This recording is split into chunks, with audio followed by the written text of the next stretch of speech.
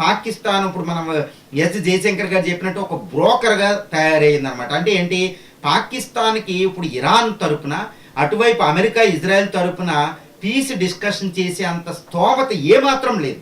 ఎందుకంటే ఇప్పుడు కూడా ఒక మీడియేటింగ్కి ఒక కెపాసిటీ ఉండాలి. ఎవరు మళ్ళీ ఒప్పందానికి ఉల్లంఘించినా వాటిని బెదిరించే శక్తి ఉండాలి. కానీ పాకిస్తాన్ ఇజ్రాయెల్ని అమెరికాని బెదిరిస్తుందా? అదేవిధంగా ఇరాన్ బెదిరిస్తుందా?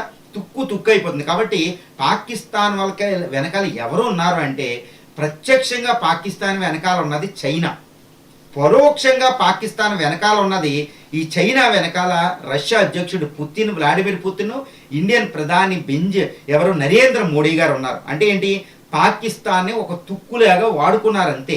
కానీ వెనకాల ఉన్నది ద గ్రేట్ పవర్స్ ఇండియా, తర్వాత చైనా, అదేవిధంగా రష్యా.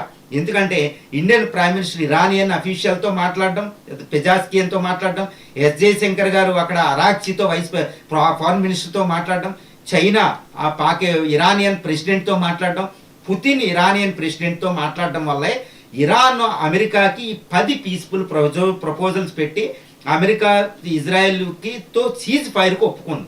ఇటు ఇండియా అనేది చాలా ప్రత్యక్షంగా అసలు ఎప్పుడు కూడా కనపడదండి. ఎందుకంటే ఇండియా ఇటు ఇజ్రాయెల్ అమెరికాలతో కూడా సత్సంబంధాలు ఉన్నాయి. కాబట్టి ఇటు చైనా రష్యాలా కూడా బయటకు కనపడదు. కానీ ఇండియా చాలా చాలా కీలక పాత్ర పోషించింది.